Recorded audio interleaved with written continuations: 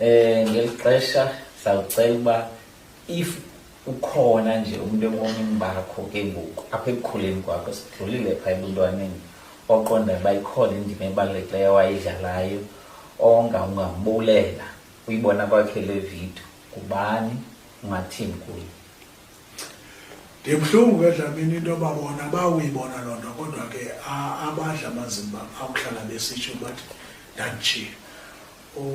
Umama ondikhulisileyo laa ntombi ndiyimiselele ngenkolo umambona utshaye inkonxele uqhaphikazi ngomlomo intombi akwaPhida ezalwa nguba uTeko nentombi asemathinjini kwaSimani intombi ebisweleka kulo nyaka kupheleyo nge-30 kaDisemba ina-91 ndayingcwaba ngoJanuwari notata wam uMadlavu noKhakhatha Ngenezela uphinde Mela Ngenezela umafungwa nje naseNyembeleni intombi kafunda apha efondini apho kwaMajwarheni umntu ozawusifo apha igusha zokuqala zasithi ziphuma ezokugqibela ziphuma ekuhlande zibe zokuqala zifika emlandweni posthotal into eyayithuba amasingedolo sukuze udle zonke izizo zikaMazisi ukukhuliswa ngabo bantu if babenokuthiwa mandichuze abazali bendawuphinda ndichuze bona akukho nto ndinokuthi ndiyazisola ngabo yaye intsokolo nenhlupheko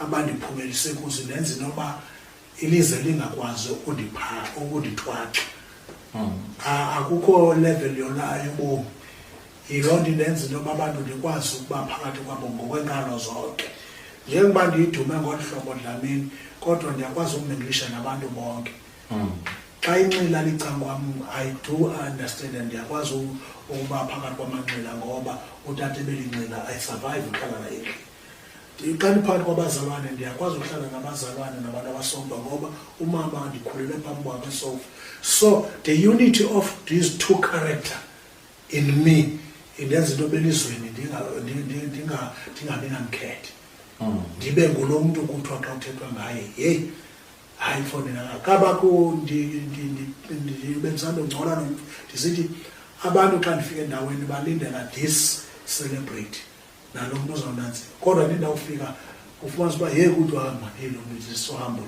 for istatus sakhe kuba umntu xa ingena kwiipages zakho kubona Dlamini kusikela ilevel ethile ubona kubhukushwa zibhempi kuthini kuklinwa izinto ukuhlekisa nje sakhe sayokwenza imvuselelo esebukeke eRhawutini i-week of prayer yeveki yonke kwacakuseko bahlala kamdala watsho after 3 days umama omdala sipha wathi mfundisi ngicela uconfess ngoku besiqoqosha apha endlini nizawufika sithatha iibhlukwe zethu sazifihle ndiqaphele ngoku into yoba manani ngoba abantu baradical bangamatsupathele ba-conservative kwizinto you are just a simple preacher othengisa uYesu uyabona siyaqoma noni ngadeni ihambe ningayalo uba thina besithe sawujonga iiprofile zenu nendawo eninyathele kuyo saqoma yeyi uYesu ngenku uzohlala kwiveki yonke sithatha izinto sayozifaka zonke kwicloset ngathi hayi man khuphani izinto ezononwabane nwabo ubomi benu xa ndiseRoma ndifika ndibe ngumRoma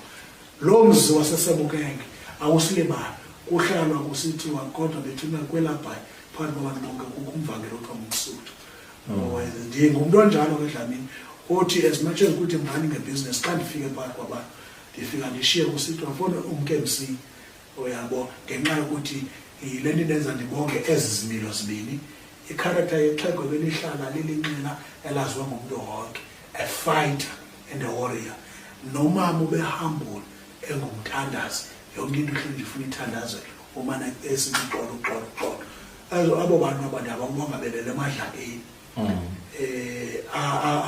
umfazi ke endimfumeneyo foni kule age sikuyo Dlamini ayilula funa ufumana umfazi selomfumana amadoda abafazi bayaphoncuka I don't want to lie Dlamini I found the one ona mfazi namfumanayo ndidla ngoba ndithetha naye izibirthdays idithi uba ndinganika ithuba lokuchuza umfazi naphinda ndichuze yena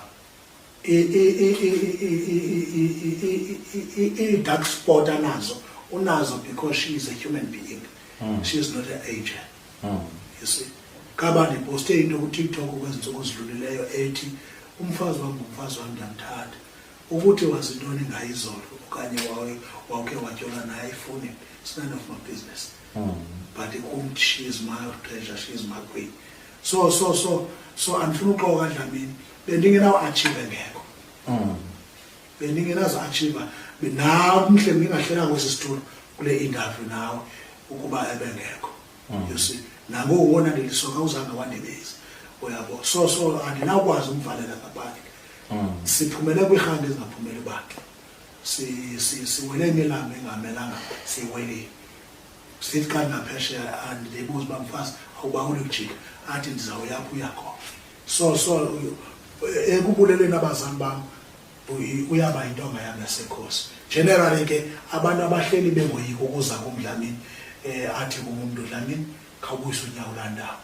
Ndithi banga azofenza zinganyaniseka kumihla nesona. Sikhona ifans ekuthiwa positive critics. Abantu abazayo kum ndiyababulela kakhulu abantu abangoyiki ukutsho kum. Ndingumuntu onomsindo sempumlweni, ndingumuntu onegqozi lokwenza izinto ngenkani. Kodwa kubakho abantu abambethela igqi. Athi omnye umuntu usafende xa siphelane kum. Athi omnye umuntu mfo kamsuthu. Ndiyiqonde le nto ndiyikhonani lo mkisa kuzo. Ndiyababulela abo bantu mabahlale besenza njalo. Ndiyayikholela into ethi akukho qililo sikhotha umhlaba. Bayandinceda kakhulu ebomini bam. Nabantu abahlala besithi phuma kule hanga uyawufika emagxaki. Songqula beFebruary uyawudibana nendawo kuthiwa apha kukho age uyarojwa kuloo ndawo. Hamba nge-national kuze ufike emagxaki. So ndiyababulela abo bantu kakhulu bangabahlala bengabalandeli abathembakeleyo nabantu abanatsi. And to those abandithembe nge-event zabo, thank you so much. Yeah, inzima kakhulu Dlamini into invite ngumnika umcimbi wakhe. Nakulo December ndancanywa ke ekhaya ngoDecember. Ndancanywa ekhaya ngo-Heritage which is September. Ndancanywa ekhaya ngoJune. Ngoba kukho ifamilies ezizithi engekho umsuthu apha imbongi kaJaji lo mcimbi awuzungoba. Thank you so much guys for trusting me with your events. Wanguthixo angandisekele. Stay blessed.